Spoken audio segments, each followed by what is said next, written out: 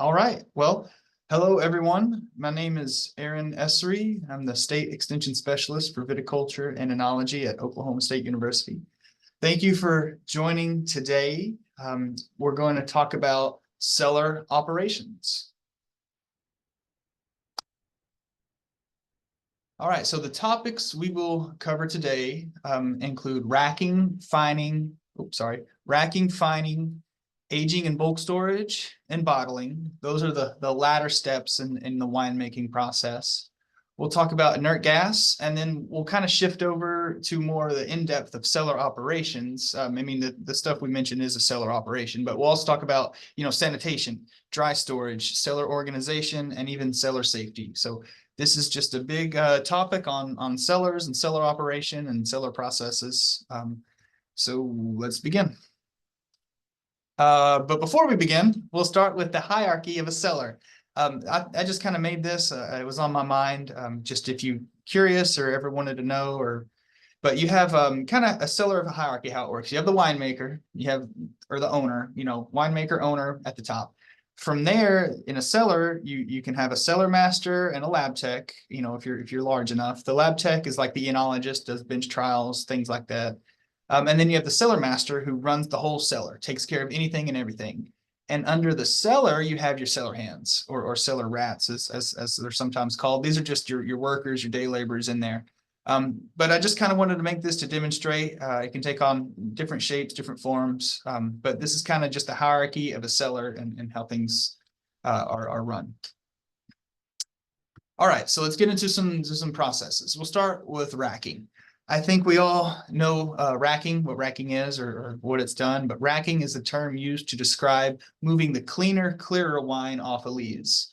You're essentially siphoning. So as I'm sure all of you made wine, you see you get sediment at the bottom, you rack the good clear wine off the top, usually by some form of siphon or a pump, or like I say, just by hose and siphon. Racking is usually performed 3 or more times throughout the life of the wine.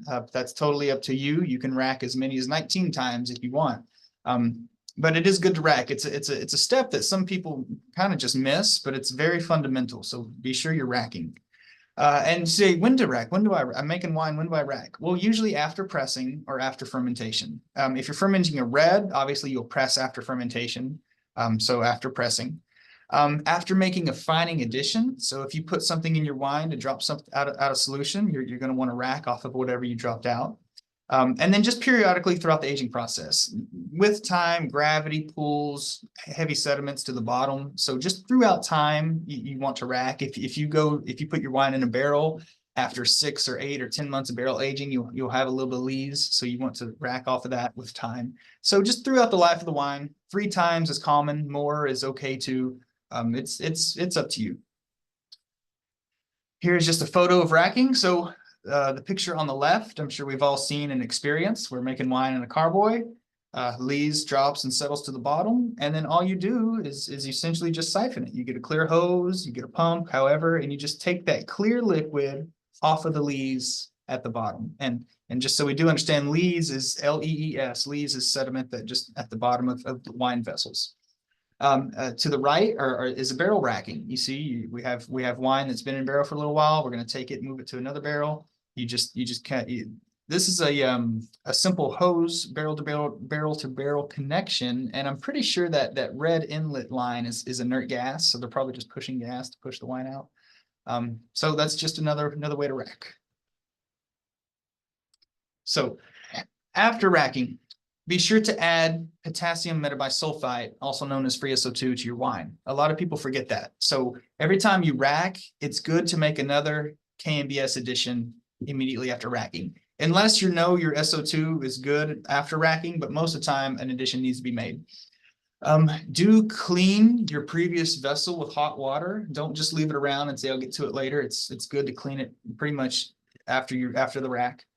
And then be sure to top up your vessel with wine or inert gas. So if you're going into a carboy or going into a barrel, make sure it's as full as you can possibly get it. And then also label and date. That's one people overlook all the time. If you move wine from one vessel to another, you need to label that wine and date it too if you can. 2024 Chamberson, October 15th, like that's perfect. And then I also say minimize headspace. So this is a carboy that's, almost full to the brim, and that's pretty ideal. The cardboard here on the left, you see all that headspace, all that stuff that's not wine. That's bad news. You don't want that. But if you do have that, that's where inert gas comes in.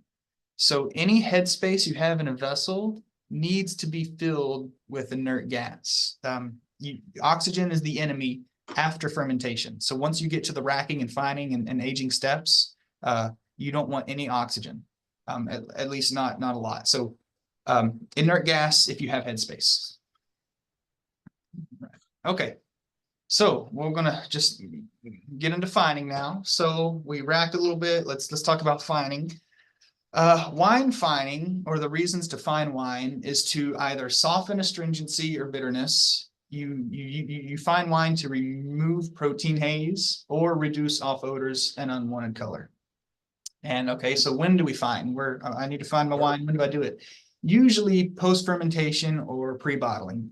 Really anytime during the winemaking process. You can fine at fermentation, you can fine after pressing, you can fine during aging, and you can even fine pre-bottling if you think your wine needs or something needs to be done to it. And then so anytime, and then always rack after. I say always, but pretty much rack after fining, because things usually get dropped out of solution. So you want to fine, wait a week, wait 2 weeks, rack again, and then you're good. So the important thing with fining is you have to know the charge. Wine finers work based on chemical charge. Really talking chemistry here. Finers are either going to carry a positive charge or a negative charge. And that charge of the finer will determine what you remove from the wine, or what you fine from the wine. You see, opposites attract in chemistry, that is. So negative finers will pull out positive proteins, and positive finers will remove negative bitterness compounds. So just know the finer you're using, know what you're fining for. You cannot pull a protein out with a protein. So if you're trying to remove proteins, a positive finer is going to do nothing for you. You just have to know that and read into it. And here are some common finers. On the far left here is one that's hang on, I'm sorry, everybody. The one on the left here is a charcoal-based activated carbon, not used a whole lot, but it can be used. You have PVPP in the middle, isinglass in the bottom middle. I've used isinglass before. And then bentonite. This is one we all know and love. A lot of people use bentonite. It's a very common finer. So just know your finers, know what you're fining for, and know what you're using. So that's fining. Hang on. Yeah, okay. So now let's move into bulk storage and aging.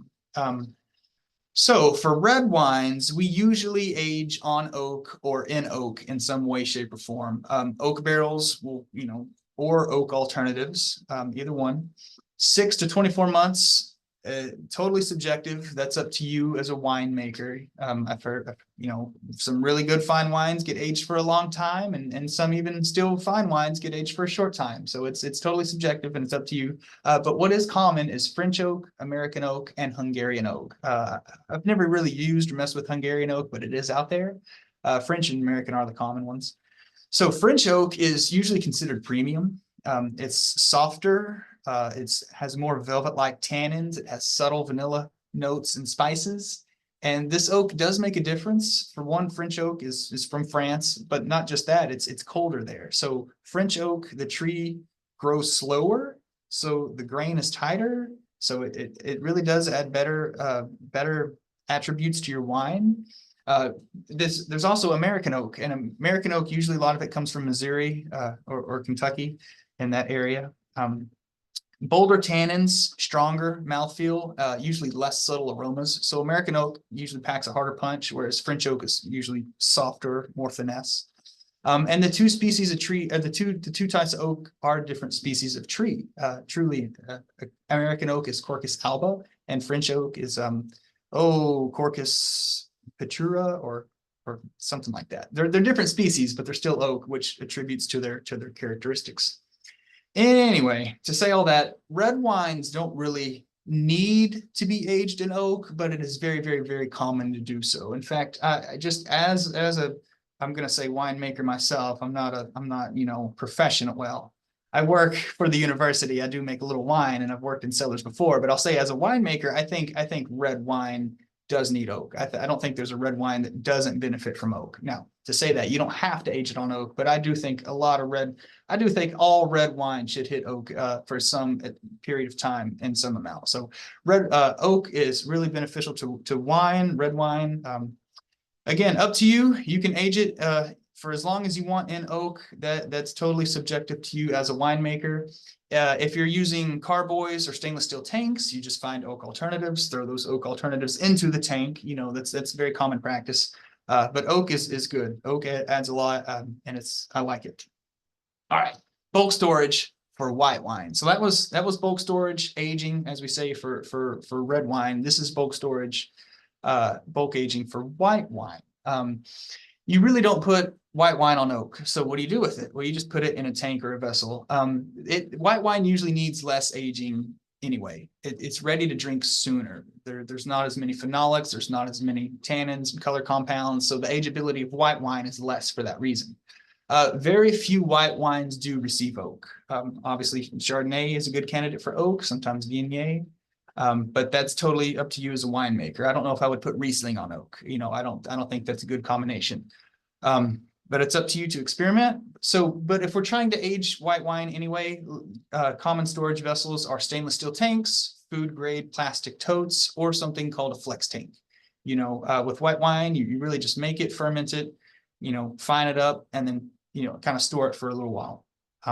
This is a picture of a 330-gallon cube on the right, common for housing wines. Here is also just some storage vessels. On the left is a flex tank. I've used those in the past in different cellars. I think they're wonderful. They're about 100 gallons or 50 gallons, or they're very capacity. They're fixed capacity. They're not variable, but the tanks themselves come in various sizes. The bottom are just classic stainless steel tanks, both variable capacity and fixed capacity.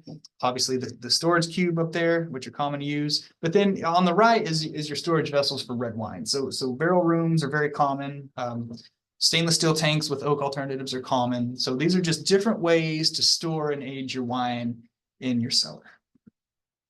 Any questions real fast? Maybe just a quick 30-second, 1 minute idea? Not okay. I'll just keep moving right along. Okay, so now let's talk about bottling.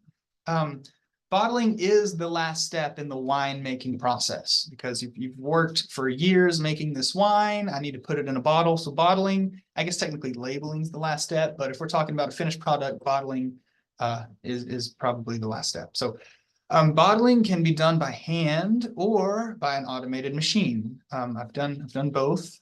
Lots of different styles to choose from, bottling styles. So there are many different bottles out there to use. I would say keep it simple. Obviously, 750 milliliters is a standard wine bottle for table wines. Red, white, sparkling, rosé, 750 mils. That's a standard wine bottle.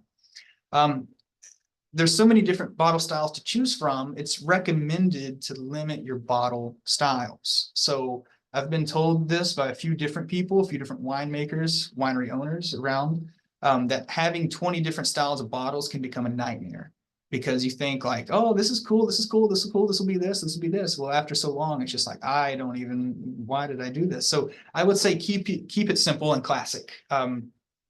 Have 2 or 3, maybe 4, dare I say 5 different styles, but I would not go much more than that. I mean, I'm not a winery owner, but just from what I've heard people say, have 2 bottles, maybe 3, and just stick with that and make your life simple. And so here's just a picture of that. Here's all the different, this is a fraction of the different bottle styles that's available on the market.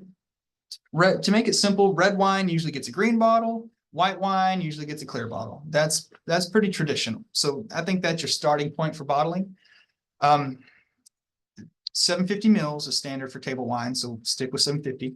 And then if you see 4 from the left, so 1, 2, 3, 4, that fourth green bottle with the high shoulders, 750 milliliter, it says Bordeaux at the bottom if you can read it. That's your classic red wine bottle. I mean, a lot of your red wine will go into that bottle. So from that 750 milliliter Bordeaux bottle that's green on the left, 4 from the left, if you go 1, 2, 3, 4, 5 more, you see that 750 milliliter clear bottle that says Burgundy at the bottom, if you can read it. That's your classic white wine bottle. Again, you can go back and forth. You can pick high shoulder, tapered shoulder, long, narrow, skinny, however. But just to make things simple, red wine gets green high shoulder bottle, white wine gets a clear Burgundy style bottle. And I think that's really all you need, at least when you're starting. So again, we can have a discussion at the end, but that's many different styles of bottles to choose from, but I would say keep it simple, at least to start with. And then once you kind of get some sales, get some momentum going, you can change your bottles or at least add on to it. So that's bottle styles. All right, so let's actually talk about bottling. Bottling by hand. I've done this a lot. I'm sure a lot of you have done this a lot as well. You could probably tell me more about it than what I'm going to say here, but I'll speak just from my experience as well. Bottling is usually done by hand for these smaller operations, smaller wineries. Even mid-size wineries still probably bottle by hand. So what you do is you set up an assembly line style. You manually unload empty bottles, you manually fill them with a filler, manually cork them, and then you manually put them back into the case to package them up as you know, finished products. So the picture on the right kind of depicts that. I did not take this picture. This is not anyone I know, but it's a picture showing like somebody's unpacking bottles right there standing, handing it to someone who's sitting at a filler, you see, so they're filling bottles. And then that person at the filler is going to hand those filled bottles to the left to be corked. That's a pneumatic corker, that silver piece of machine that looks like a column. And then once it's corked, it's probably going to be passed on to the tables for someone else to package it up. So this is just kind of how you do it. This is you set up a crew of 3 or 4, and you just do it assembly line style, unpack bottles, fill them, cork them, package them back. And then you have to go through and label them and capsule them, but that can be for a later date. And I think a lot of us have done this hundreds, if not thousands of times. I've helped package thousands, and I mean thousands of cases of wine. You can probably do 100 cases in a day. And if you do that many days in a row, you're at 1,000 cases already. So I have done this, you know, I've packaged thousands of wines by hand. It's an easy way to do it. It's a lot of work. It's also rewarding. And now you got a finished product that you can sell for thousands. So that's bottling. Again, just to kind of reiterate, here's the simple tools of the trade. A simple fold-out table. You'll need a floor corker of some sort, either manual or pneumatic. Pneumatic will probably be best if you're doing lots and lots and lots of wine. And then you just have a filler. You know, you have a little 4-spigot, 6-spigot filler. It's up to you. And then it's just like you would imagine. Fill the bottles, cork them, label them, package them up, sell them off. Now, or if you're a large winery, you can automate bottling by hand. This is an automated bottling line. They're about $100,000, you know, on the low end probably. And they're really only used for larger wineries. So, I mean, if you're like in distribution and pushing wine out of your warehouse every week, you may invest in one of these because they're just so large and expensive. But the entire process is automated start to finish. So you just put the bottles in on one side, they go through, they get gassed, they get filled with wine, they get corked, and then sometimes the machine will even label them too. And then the complete finished product comes out the end on the other side. So again, only really reserved for large wineries, but this is an automatic bottling line. That's what it looks like. I will go back a slide and say, if you're bottling by hand, you need to use inert gas. So somewhere in this process, probably this person unpacking the empty bottles should be gassing them and then handing them to the person filling them. So always gas your bottles with inert gas. Okay. Mobile bottling lines. This is, there are things out there that called mobile bottling lines. It's literally a bottling line built inside of a trailer. And I've actually seen these a couple times. I've worked with them. I've worked in them a couple times, truly. Somebody has a truck and a trailer, and they will lease this out to you for a day or for 2 days. And the bottling line really, they just pull up to your winery, they drop the trailer, they unfold it all like kind of like a, I don't know, just an unfolding bottling line. And you hook a hose up to it and it's automated. So it's an automated system that's on wheels. I've done this, I've seen it done a few times, and I've worked doing this as well. So it's a mobile bottling line. They come out, they bottle your wine, and they leave once you're finished. So it does require power. So your winery does need to supply the power and personnel to help. And you also need your own corks, your own labels, your own bottles, for sure, things like that. So if you have, as long as you have bottles, labels, and corks, you can hire a mobile bottling line to come out for a day, bottle all your wine, and then they'll leave that night or the next day. Just another option. Okay, I put this in big bold letters, the slide to itself. Make sure your free SO2 levels are good before you bottle. So before you bottle, check a free SO2. If you like them, they're at 40 ppm, 30 ppm, 50 ppm, wherever you want to keep them. Just make sure they're good before you bottle, because once it goes into the bottle and that cork goes on, it's a big hassle to adjust SO2 after. So adjust them before you bottle. Once your wine's in a bottle, you know, that's it. You're sending it out into the world. All right, so we'll just keep going along here. Inert gas. This is one some people don't use, and I don't know why, but you should have inert gas on hand all the time. It's a must, especially if you're making wine. I mean, if you're past fermentation, you're into the racking, fining, aging phase, you should have inert gas on hand. Nitrogen, argon, carbon dioxide. Those are the three popular ones I've seen. Inert gas is used to sparge tanks, sparge headspaces. It's used to sparge your empty bottles. It's used to sparge your lines for making movement. You know, you have a line, a 2-inch, 1.5-inch line to carry wine from tank to tank. That line has oxygen in it. Sparge your hoses. So empty vessels, hoses, bottles. Even if you pull the bung off of a barrel, you should sparge it before you put the bung back on. Always use inert gas when moving into an empty vessel. So the idea is to remove as much oxygen as possible. You see, so once the wine is made, once you have a still wine, oxygen is the enemy. It will oxidate it, it will spoil it, it will turn it into vinegar, it will, you know, bacteria gets into it. So keep oxygen out of your wine. And the best way to do that is with inert gas. So again, just keep a cylinder handy at all times. It's worth it. Nitrogen is usually cheapest, but argon is usually best. So argon is the heaviest of the gases. I'm sorry, argon is the heavier of those three gases I mentioned. And so it blankets the wine really well. So when you put argon into a carboy, as we see on the right, you see you have that empty headspace. If you put argon on that argon is going to blanket that wine. No oxygen is going to touch it. That's good. When you use carbon dioxide or nitrogen, you're doing the same thing, but you're really just displacing oxygen, which is still fine. I have nitrogen in our little cellar on campus, and I use nitrogen all the time. It's cheapest and it's good, but argon is best because it's heavier. But either one, have some form of inert gas. You know, you want to get oxygen away from wine at all times, so that's why you use it. Sanitation. Okay, now we're getting into like the cleaning aspect, you know, the more mundane kind of low tasks, but still very important task. Obviously, keep your cellar clean and sanitized. You know, simple hot water goes a long way. So I do recommend having just a hot water pressure washer. Every cellar I've ever worked in has a pressure washer of some sort, hot water pressure washer. You know, it goes a long way. I mean, like 180 degrees Fahrenheit is enough. So hot water, simple hot water goes a long way. Just clean with hot water, spray everything with hot water, spray wine spills with hot water, spray your equipment with hot water. That's a simple one to have right there. Hot washer, pressure washer.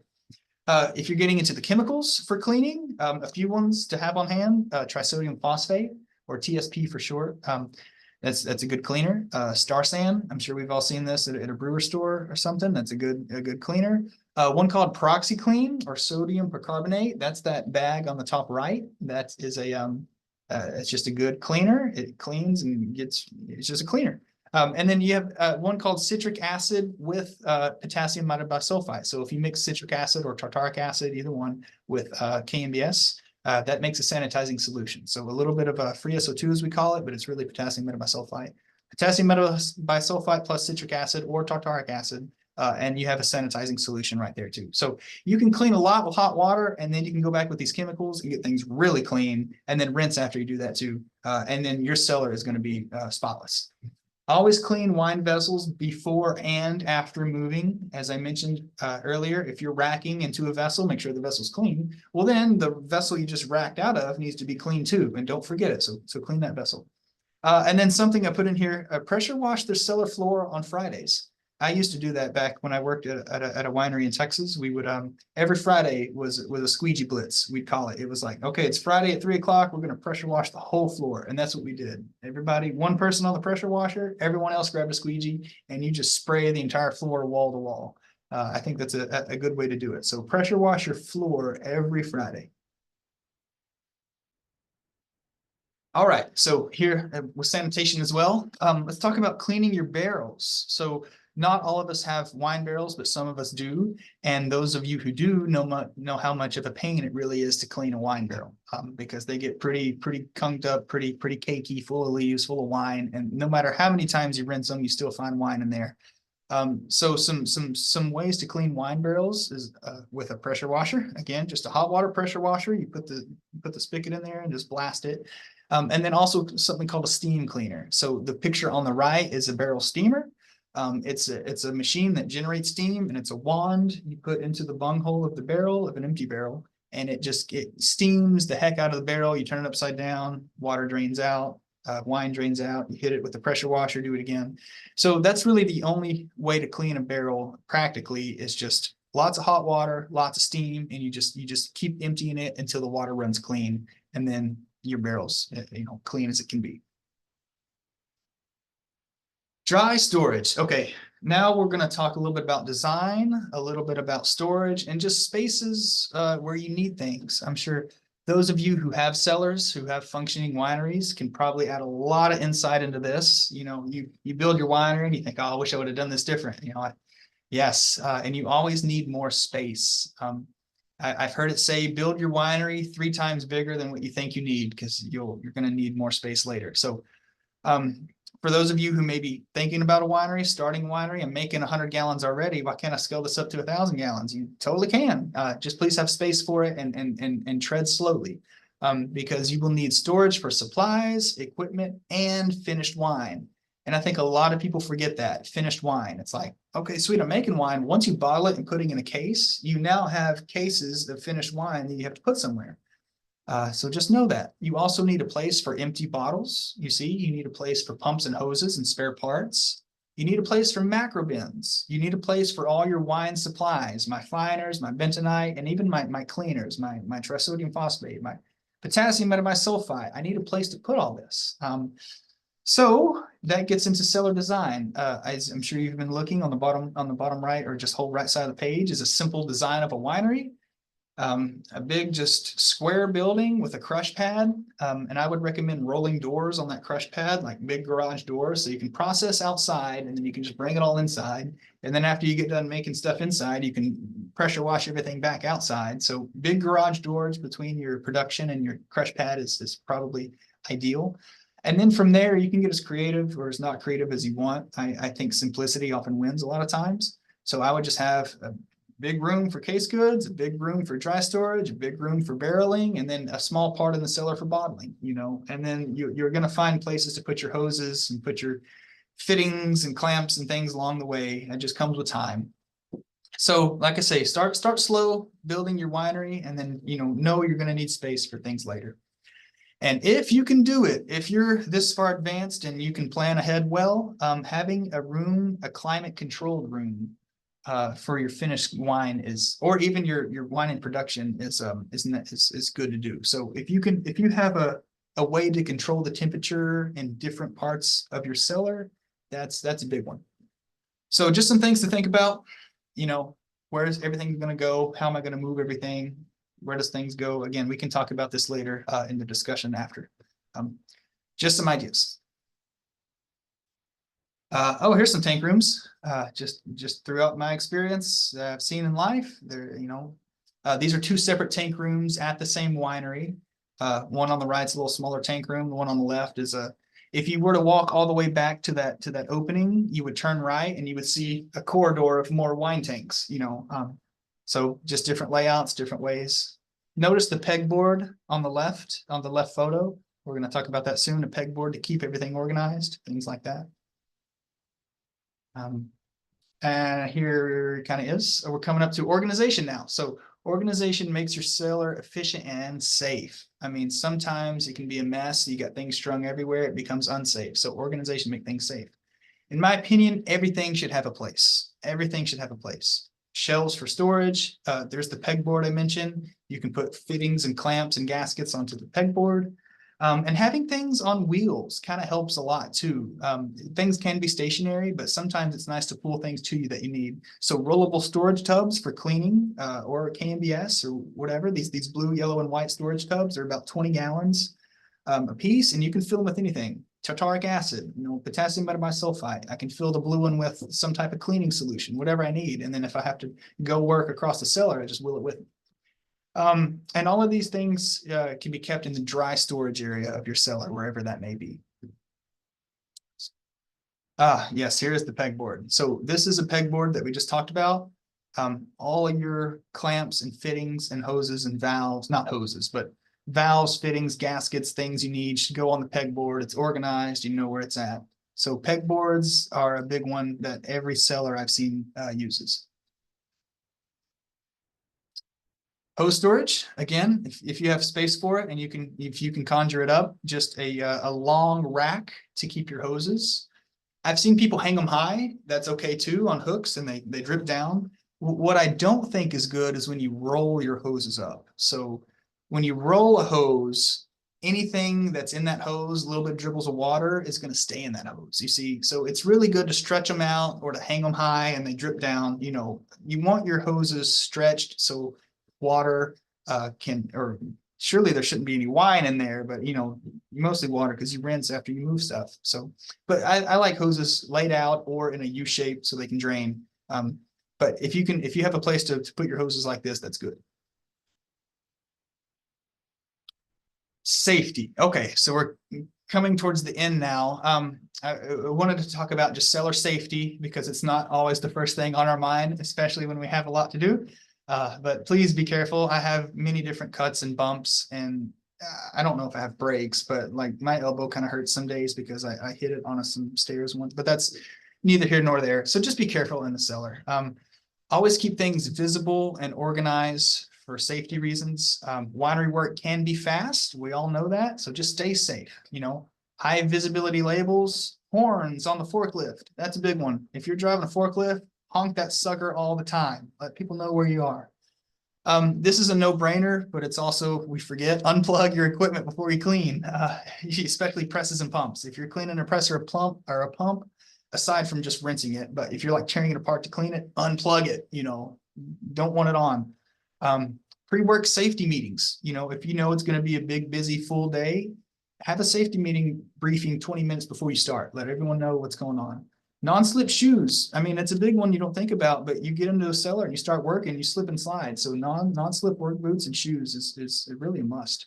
And then a first aid kit. We don't want to use them, but it's good to have on hand. Like I say, cuts so many times, you think, oh, why did I do that?